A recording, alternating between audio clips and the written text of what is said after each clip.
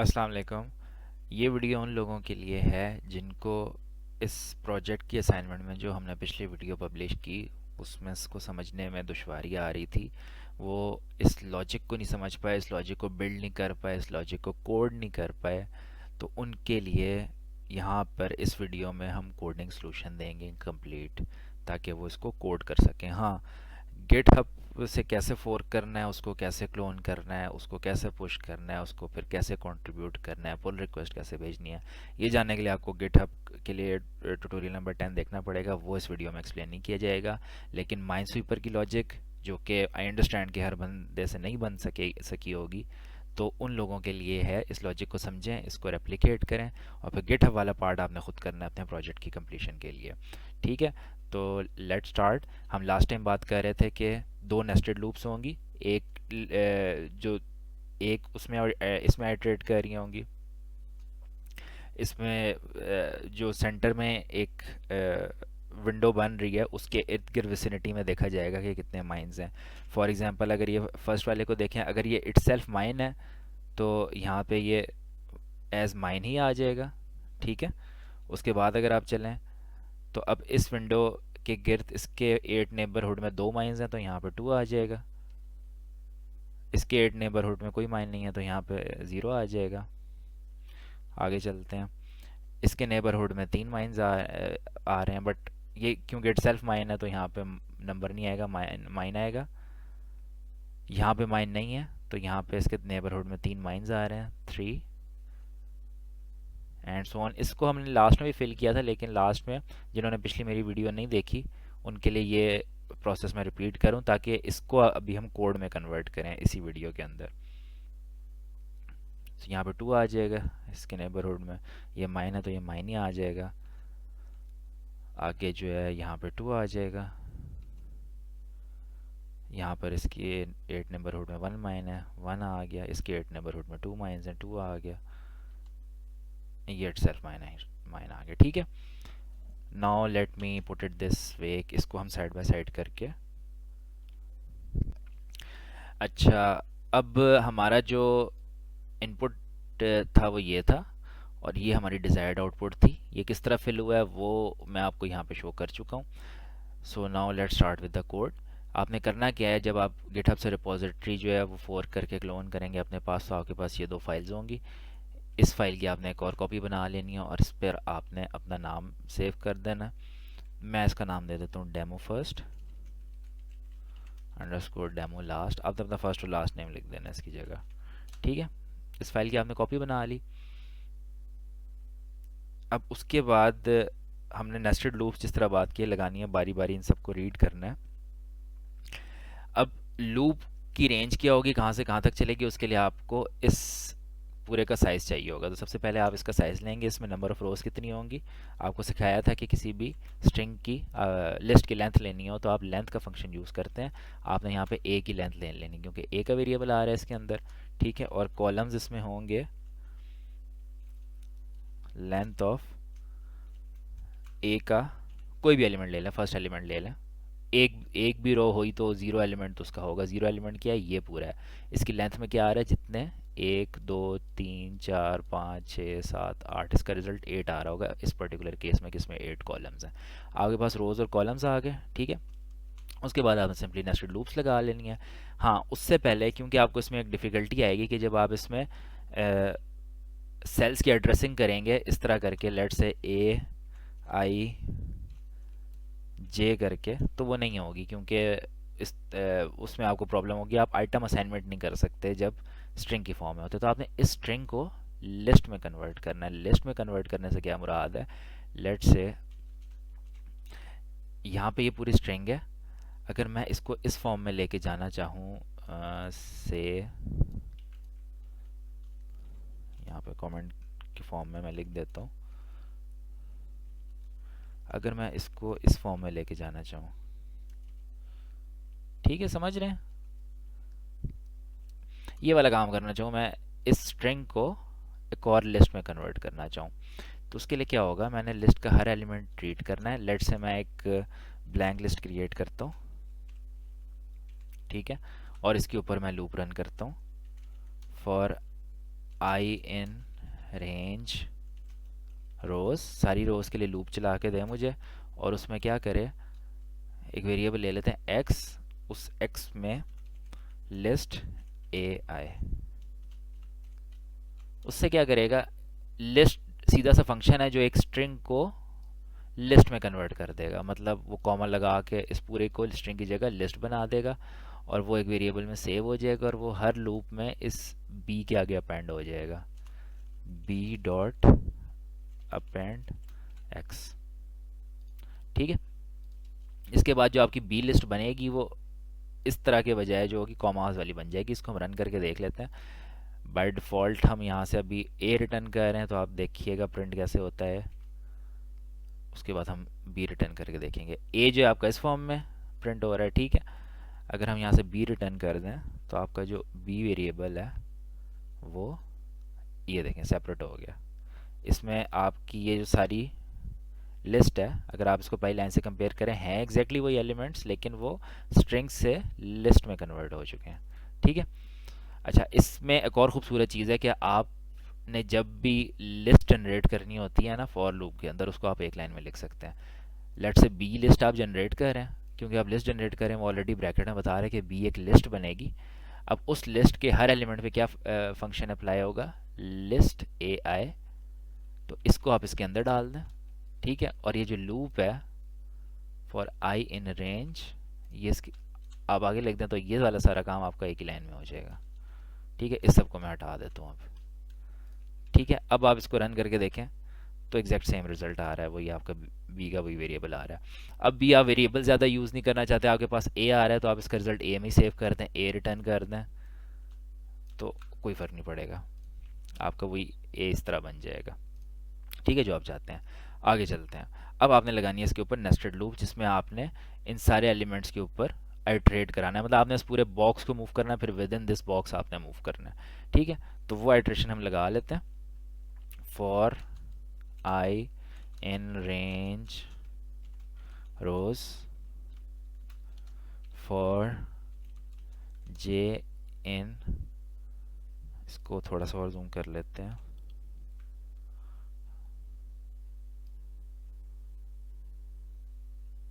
ठीक है, जे in range columns. ठीक है, नेस्टेड लूप चलेगी। इसके लूप के चलने से क्या होगा, ओके, इसको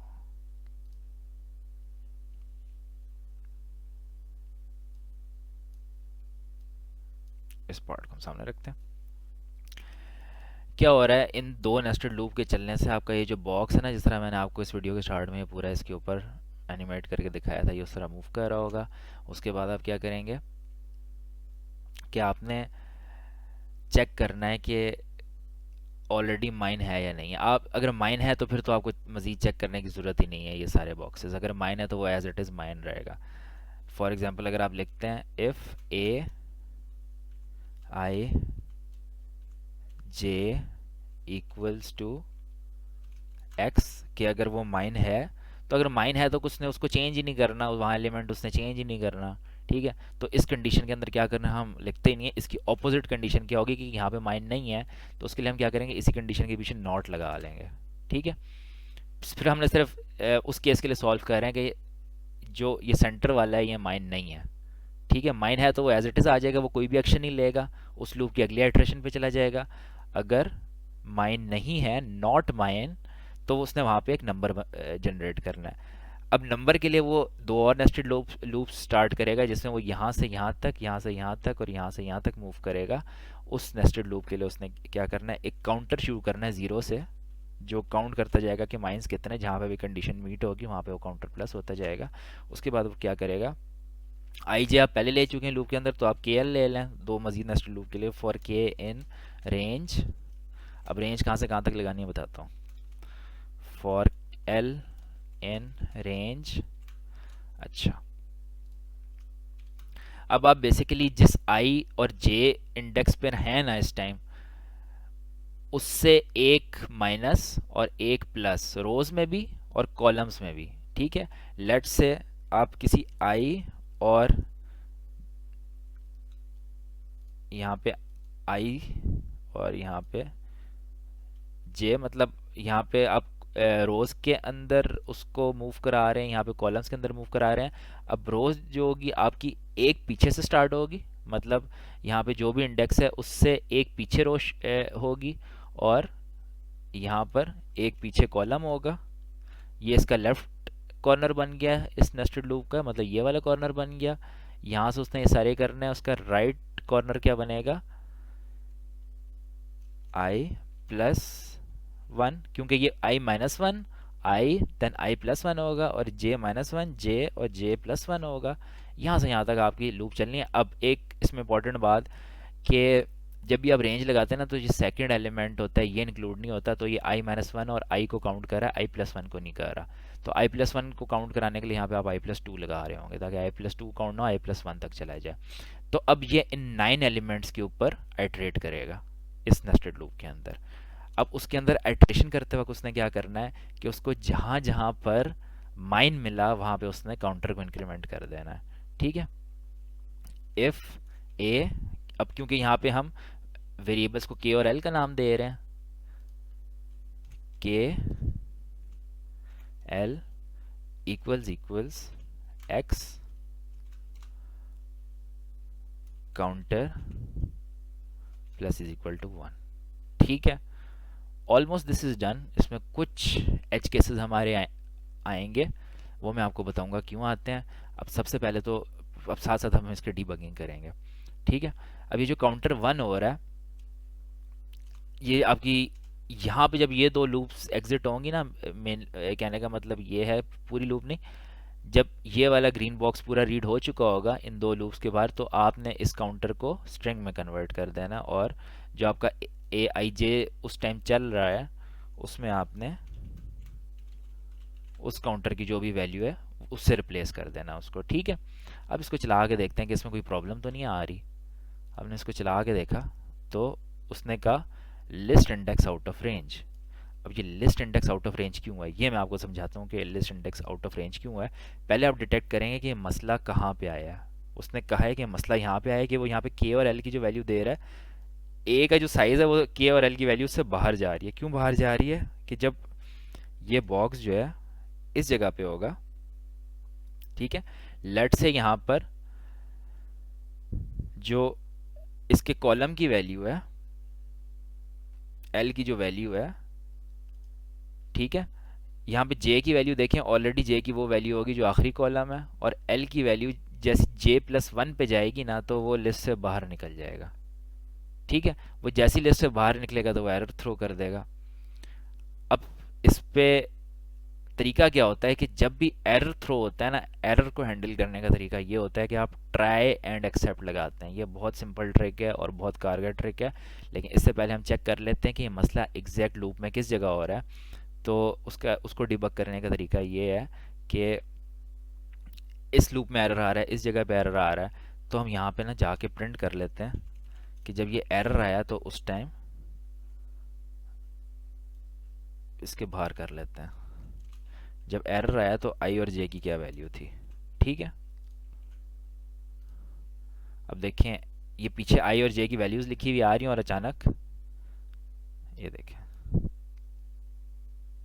ये आई की वैल्यू, ये जे की वैल्यू। आई हर जगह जीरो है, इसका मतलब है वो पहली रो में चल रहा है। ठीक है, और जे की वैल्यू जो भी आ रही हैं, उसके बाद जे की वैल्यू जैसी 7 आई है, 7 के बाद उसने एरर थ्रो कर दिया। इसका मतलब है जिस वक्त वो लास्ट कॉलम में है, ठीक है, जैसे ही वो लास्ट कॉलम में आया है उसने एरर थ्रो कर दिया। तो जो हम कंडीशन एक्सपेक्ट कर रहे थे कि जैसे ही ये लास्ट कॉलम में इस विंडो आएगी तो उस टाइम वो एरर थ्रो कर रही है। तो अब हम क्या करेंगे, हम यहाँ पे लिखेंगे ट्राई। ट्राई में क्या होता है कि अगर एरर आ जाता है, अगर एरर नहीं आता तो वो इसको एग्जीक्यूट कर देता है, और अगर एरर आ जाता है तो वो ये एक्सेप्ट वाली कर देता है। अब एक्सेप्ट में आप एग्जैक्टली बता सकते हैं कि आपने किस एरर के अगेंस्ट करना है। अब यहाँ पे जो एक्सेप्शन आ रही है, आप एक्सेप्शन का नाम ना भी लिखें, list index out of range, ये आपके इंडेक्स एरर है बेसिकली। एक्सेप्ट इंडेक्स एरर भी लिख सकते हैं आप इसको। आई थिंक इसका फॉर्मेट ये होता है एक्सेप्ट इंडेक्स एरर। यहाँ पे एरर का नाम होता है कि अगर ये वाला एरर आ जाए तो क्या एक्शन ले। अगर आप ये ना भी लिखें तो कोई फ़र्क नहीं पड़ता, इसका मतलब होता है कोई भी एरर आ जाए तो ये एक्शन ले। तो उसने क्या करना है, वहाँ पे कोई काउंटर शाउंटर प्लस नहीं करना, उसने पास कर देना। ठीक है। अच्छा, अब देखते हैं क्या रिजल्ट आ रहा है। ठीक है, यहाँ तक समझ आ गई। ये देखें, अब उसने कुछ ना कुछ आपको पूरा रिजल्ट बना के दे दिया। ये प्रिंट अब जो हम कह रहे थे उसको करना छोड़ देते हैं, देखते हैं ये हमारा रिजल्ट सही है कि नहीं है। X33 XXX53 और आपकी जो यहाँ एग्जाम्पल में है, अगर आप उसको देखें, it was X11 XXX32। All together different है। क्यों डिफरेंट है, अब इसको हम कैसे आइडेंटिफाई करेंगे। आपकी ये जो ऊपर वाली रो है ना, इसमें लेट्स से वो यहाँ पे है ना, वो ना सिर्फ अपनी इस विसिनिटी के माइन देख रहे हैं, यहाँ तो उसको एक ही माइन नज़र आना चाहिए, लेकिन वो इसके एडजेसेंट उसने इस रो को रीड कर लिया, नीचे वाली को। इसको अगर आप ऊपर प्लेस करके देखें तो इसकी जगह 1 2 3 माइन्स उसको अपने नेबरहुड में नज़र आ रहे हैं, उसकी वजह से उसने 3 लिख दिया। अब उसने ये नीचे वाली लाइन क्यों पागलों की तरह रीड किया, उसकी मैं आपको वजह बताता हूँ।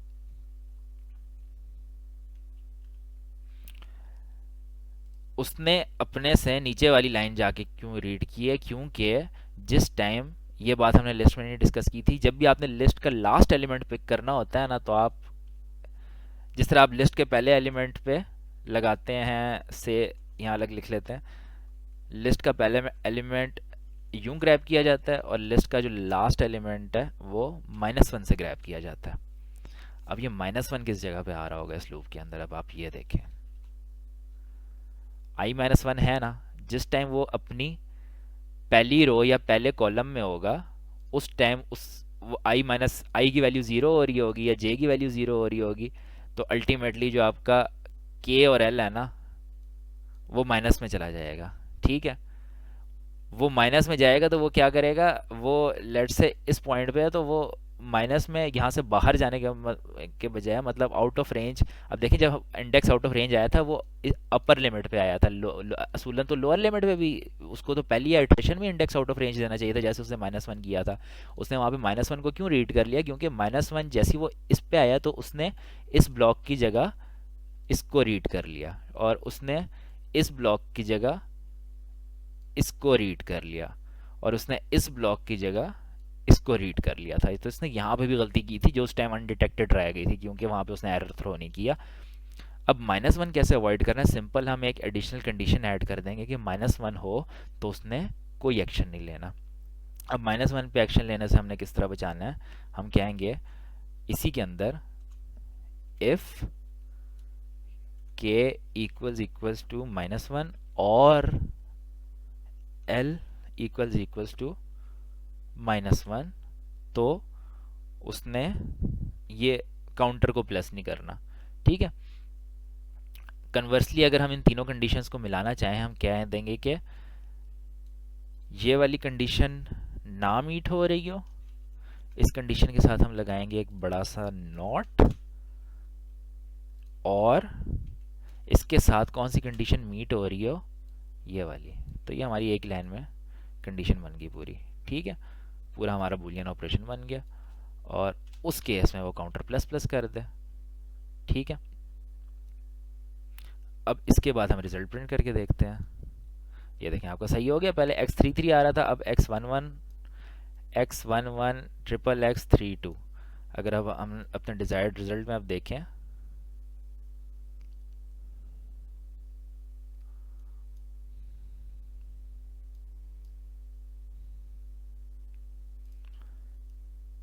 x11 XXX32 x11 XXX32, तो हमारा रिजल्ट बिल्कुल सही हो चुका है। अब कुछ फाइनल चीज़ें हम अपने कोड के साथ कर लेते हैं। थोड़ा सा मैं जूम आउट करूँगा। ये हमारा कोड है पूरा, टोटल इतनी सी लाइंस का ये कोड था, जो आपको जिसकी लॉजिक समझ आई। मैंने आपको पहले भी हिंट दिया हुआ था कि 4 नेस्टेड लूप्स लगेंगी, तो ये 2 नेस्टेड लूप्स, उसके अंदर 2 नेस्टेड लूप्स। एक आपको इसमें ट्रिक बताई कि अदरवाइज ये आप और भी बहुत सारी कंडीशंस लगा के अवॉइड कर सकते थे। आपने एक ये कंडीशन लगाई -1 वाली, ये आपके लिए नई चीज़ थी कि -1 से लिस्ट जो है, लिस्ट का लास्ट एलिमेंट रीड होता है, इस कंडीशन को यहाँ से आपने अवॉइड किया है। और जो दूसरे एंड पे ये तो -1 वाली आपने ऐसे अवॉइड की है, जो प्लस जा रही थी, जो आखिरी कॉलम में जाके +1 पे चला जाता था, उसको आपने ट्राई और एक्सेप्ट से अवॉइड किया। ठीक है। अच्छा, अब भी एक चीज़ के हमें तो आउटपुट चाहिए इस तरह लिस्ट की फॉर्म में। ठीक है, स्ट्रिंग की फॉर्म में आपकी लिस्ट स्ट्रिंग में कन्वर्ट होनी चाहिए, लिस्ट नहीं होनी चाहिए। तो जिस तरह हमने पहले ये कन्वर्जन की थी, सारे लिस्ट सारी रोज को लिस्ट में कन्वर्ट कर दिया था, उसी तरह हम वापस कन्वर्ट करेंगे। अगेन लिस्ट से स्ट्रिंग में कन्वर्ट करने का भी डायरेक्ट तरीका है। जस्ट बिफोर ये जो हम ए रिटर्न कर रहे हैं, सब कुछ हो गया सारा फंक्शन, अब हमने रिटर्न करना है, तो उस इसकी जगह लिस्ट का जो ऑपोजिट है ना, जो अगर आपने एक स्ट्रिंग को कैरेक्टर्स की लिस्ट में कन्वर्ट करना हो तो उसके लिए लिस्ट का फंक्शन है। अब कैरेक्टर्स की लिस्ट को वापस स्ट्रिंग में कन्वर्ट करना है, तो आप ये दो डालेंगे, लिखेंगे जॉइन। ठीक है, और आगे जो आपकी लिस्ट का एलिमेंट है जिसको आपने ज्वाइन करना है, ये उस वाले ऑपरेशन का ऑपोजिट है जो आपने ऊपर किया था। ठीक है, इसके ऑपरेशन का ऑपोजिट है। असल में इस सारी प्रोसेसिंग के लिए ये जो आप आइटम असाइनमेंट कर रहे हैं ना, कि ये वाली बेसिकली आइटम असाइनमेंट आपकी यहाँ पे हो रही है। इस आइटम असाइनमेंट को एग्जीक्यूट करने के लिए आपको लिस्ट में कन्वर्ट करना ज़रूरी था। ठीक है, ये आइटम असाइनमेंट करके आपने सारा ऑपरेशन करके उसको वापस यहाँ पे स्ट्रिंग में कन्वर्ट किया और ए रिटर्न कर दिया। Now let's see the result. आपका रिजल्ट बिल्कुल जो आपसे मांगा गया था, ये वाला, ये वाला, ये बिल्कुल एक्यूरेट आ रहा है। ठीक है, ये सारे इसके एलिमेंट्स एक्यूरेट आ रहे हैं। उम्मीद है कि इसके बाद आपको लॉजिक बिल्ड करने में माइनस्वीपर की कोई प्रॉब्लम नहीं होगी। ये आपके सामने कोड है, इसको समझें, इसको कॉपी करें, इसमें अपनी वेरिएशंस लाने की कोशिश करें, इसको और तरीक़ों से ट्राई करें। कुछ नहीं होता तो इसको एज इट इज़ कॉपी करके गिटहब पे भेजें, ताकि आपका ये प्रोजेक्ट कंप्लीट हो सके। चलें ठीक है, कोई मसला नहीं, अगर आपसे लॉजिक बिल्ड नहीं हो सकी, इससे भी आपको सीखने को मिलेगा। गिटहब वाला पार्ट जो है, किस तरह गिटहब पे वाला सारा प्रोसेस करना है, फोर कंट्रीब्यूट, पुश, क्लोन वगैरह, वो सब कुछ आपको ट्यूटोरियल 10 लाजमी देखना पड़ेगा। उसका सोल्यूशन मैं आपको इस वीडियो में नहीं दे रहा। आई होप कि इसके बाद आपकी प्रोजेक्ट सबमिशन में कोई मसला नहीं होगा। I am waiting for your pull request on my repository. Thank you so much.